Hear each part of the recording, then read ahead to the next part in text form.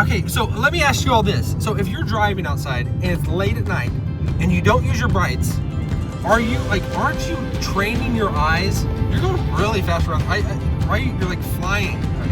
Men drive. Jesse, why don't say that? Sleeping, pooping, eating. Okay, why? Are you not supposed to say pooping? People can relate. It's commonality. It's something we all share.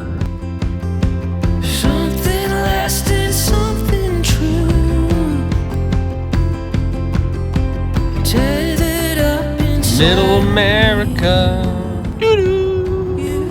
Middle America. Why is my dashboard so dirty and dusty? All right, let's try this. Let's see if we can do it. All right. Today, we are going by Leavenworth, baby. So if you are familiar with prisons, Leavenworth. I used to always think Leavenworth was like, I always thought it'd be really cool to live here. And it actually is a nice, sweet, cozy town. But what people, when they hear Leavenworth, they think penitentiary. Actually, I'll show y'all. We're going, let's see if I can get a good picture of it. And you get a good, is that it right there? That's it right there, yeah. That is Leavenworth. But Leavenworth is actually a really nice, sweet town. It's a place you'd want to take your kids to. It's got also a very nice Fort Leavenworth. And if you are familiar with the military, I am a military brat, so I grew up going to Fort Leavenworth. I mainly went there to work out, to pump some iron. And I'll actually show you that as well. Here we can see that, so y'all can see that is Fort Leavenworth. Actually, we better be careful because we don't want them, especially, this world, like people, there can be high military alerts. So if they see someone, recording videos of the fort, military and all that, like they might raise some eyebrows.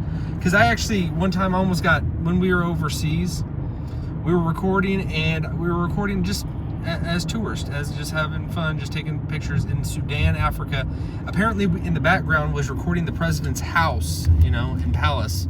And so we got stopped and we almost got shook down, I had a friend who was there with me. We were missionaries and with a whole group and a team and all that, but he was unwilling to give up his camera to these like guardsmen or whatever. He was like, I ain't giving you my camera. It's like, and everybody was like, I was just like, just give him the camera, we didn't know what was gonna happen. Who knows?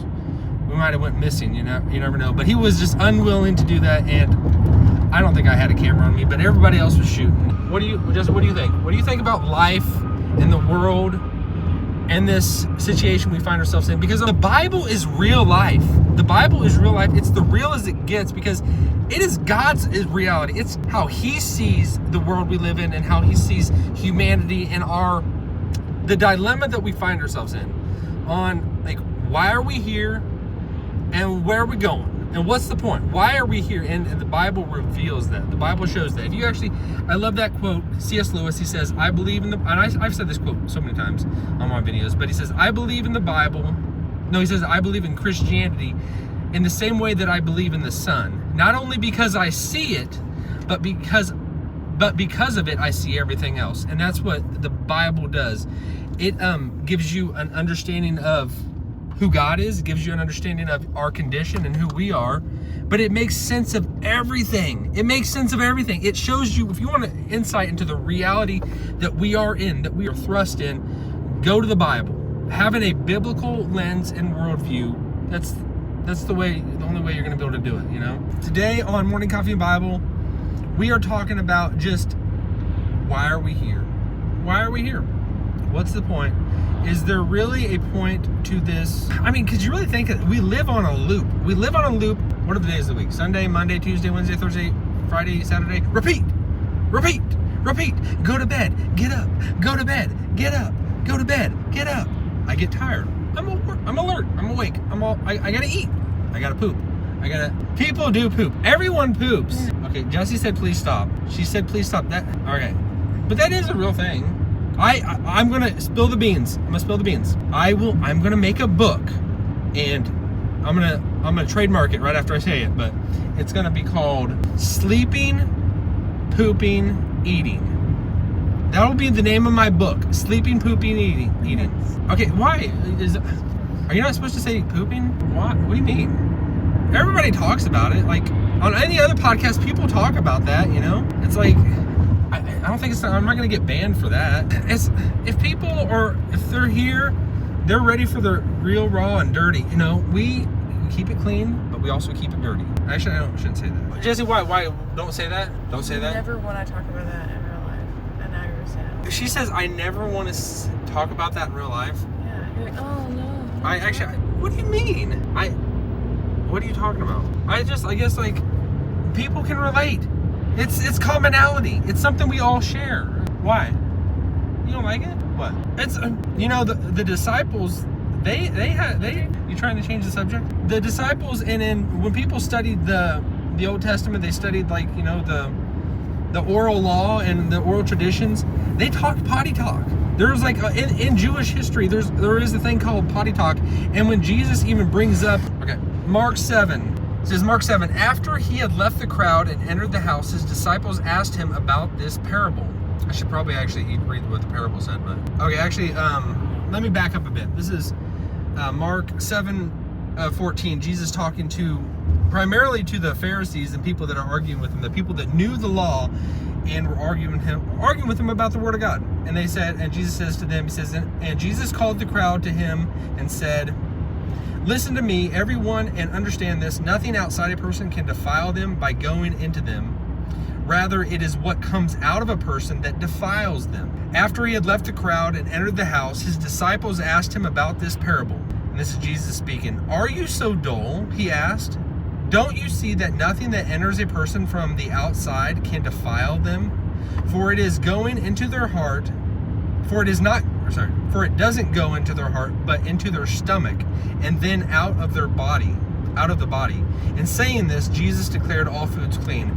I disagree with that translation of it when it says, in saying this, Jesus declared all foods clean. Actually, the literal translation of it, that's reading from the NIV, which is a paraphrase of it, but it says, in doing this, or in saying this, it's more like, it says, that's like kind of like a parenthesis of what it says, but it says, thus purging all meats. That's kind of literal translation of it.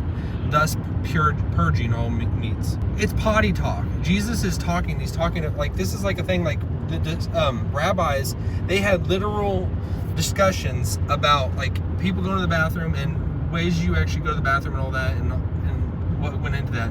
But Jesus isn't there saying bacon and all that is on the table for Jews. He's not on there saying that the Old Testament law about the dietary laws is done away with, you know. And this really messed me up early on, because I thought everybody had to stop eating whatever, started eating kosher. But really, it's specifically for Jews. That law is still binding on Jews. They are the covenant people. Gentiles are not under the old covenant law in that sense. You know, there is a distinction between Jews and Gentiles, but what that literal translation is, thus purging all meats. It's not saying, he's saying that the food you eat goes in your tummy and then goes out your body. They have like kind of that thing where Ezekiel in the Old Testament, where he's like, I've never eaten anything unclean, and he's scared to cook his food over his own waste, his own dung, and then God says, okay, you can use an animal's manure or something like that. But they were very careful about what they eat on every like little thing like that, you know. But I actually would be nice to actually pull up the whole the literal words and what it says. But like, I just know that I knew right when I was like pulling it up, because I have the NIV pulled up and it's more of a thought for thought understanding of it. But that is just whenever the NIV translates it that way, it's coming from their understanding and their interpretation.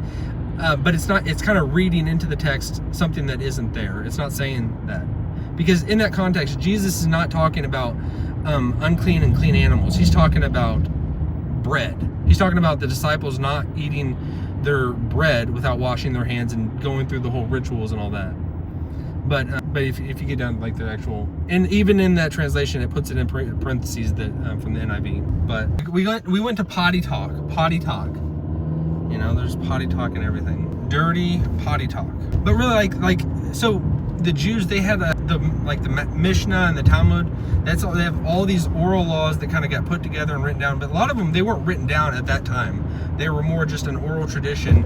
And it wasn't until years later, hitting a lot of bumps. It wasn't until years later that all of it was kind of codified and put together into written word format. And they kind of they understood, the Jews understood that the word of God, the law, was God's word.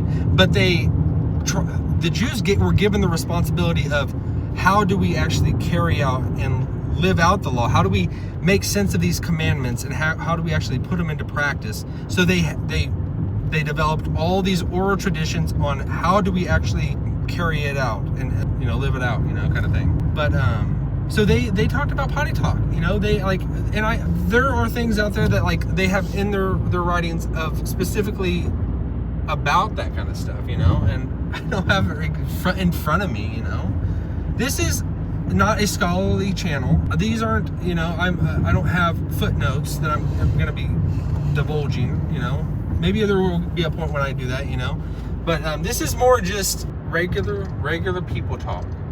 How do we understand the Bible? How do we you're going off the road, Jesse. I shouldn't say this, but I'll say it. I'm not going to say it. Not going to say it. Okay. I won't even... I've said it a million times. What? I've never said you're a terrible driver. You're actually a really good driver. It's just... I will say this, and you all can read into it whatever you want. You're a control freak? No. I think guys are good drivers. Guys are good drivers. Say what you mean. What do you mean? I think guys are good drivers. But meaning better than girls. I didn't say anything. You can read whatever you want into that. I think men are good drivers. Men are good drivers. Not always, of course. And that might seem terrible. I might be a terrible person even thinking that. But I'm a sinful person. I'm a sinner. I think wrong in a lot of ways. But it's my viewpoint. But we love everyone. We love everyone. I do get where if I'm not driving, I'm not thriving. She says I'm not thriving, but I do feel very uncomfortable, queasy at times if I'm not driving. But it's... Well, so do I. You don't use your brights. Wait. You don't see the deer. But do you feel comfortable if I'm driving? You're using your brights. Okay, so let me ask you all this. So if you're driving outside and it's late at night and you don't use your brights, aren't you training your eyes? You're going really fast around. You're flying, honey. Go slow down. Just go slow. Go slow. We're not in a hurry. Men drive. And that's kind of common knowledge, Real men drive. And I know I'm not driving right now, whatever. It's because I'm doing this video, and I just thought it'd be better if I'm actually just riding instead. But what was I gonna say? Brights. Oh yeah, she said. Oh yeah, about brights. So say it's late at night, and you are you're out there driving. You're driving are your eyes getting strengthened if you don't use your brights? I feel like I develop almost a cat-like reflex, and my eyes are trained for war if I'm not using my brights. I have to be more in suspense when I can only see so far in front of me. If I can't, if you see everything, it's you become lazy, You just accept the world that's presented to you, and you don't become stronger in what you're capable of. You don't know what you're capable of, People out there, you've heard about women, their kids are trapped under a car and they just get this superhuman strength to lift something. When we just weaken ourselves, we allow ourselves to become weak, we're not going to be as strong as we could be, What do you say to that? Doesn't make any sense. What? That made a lot of sense. You just like glasses. If you wear glasses, people wear glasses, but if you don't need them, the lens that you're on, your eyes are going to become more, I need that stronger lens when you might not need it, Or is she saying that's not correct? She's saying that's not the correct. That might not be correct. I'm not a doctor. If your eyes are bad, you need glasses. If it's dark, you need the brights. Otherwise, you see 2 feet in front of you, and these deer are always out, and they're going to get you. She's probably right. I am right. I stand corrected a lot of times. Sometimes I stand corrected. I get it. Use your brights because you need them. Wear glasses because you need them. I get it. Strengthen your muscles. You don't need to strain your eyes to make them stronger. I know. I use my brights at times. I do. Yeah. But what do you all think? I have definitely, I think I've become soft in a lot of ways, leaning on my brights, you know, and I think she's got my ear. She's got my ear. I am very easily swayed. Do you all think you should use your brights? Maybe. That's why they're there. That's why they're there. Protecting your family. I think when I was a younger cat, I was just like getting by, you know, living on the edge, you know. But hey, Earl. So, well, anything else you want to say? We talked a lot of stuff today. Talked a lot of mess. Talked a lot of. Hey, I want to say thank you all for anyone and everyone that watches these videos, that checks in and is a part of our lives, that we're able to be a part of yours. We love that. We're starting to develop more and more stuff that we're gonna be able to connect closer to you. So just get ready for that. And so, anything else you want to say, Jesse? So, and if you all if you want to have a good time, check out this video. Hey, thanks for watching. If you enjoyed this video, don't forget to give it a thumbs up and share it with your friends. And if you're new here, hit that subscribe button and click the bell icon so you never miss an episode. Your support means the world to me, and it helps keep the content coming. Until next time, stay blessed and keep shining.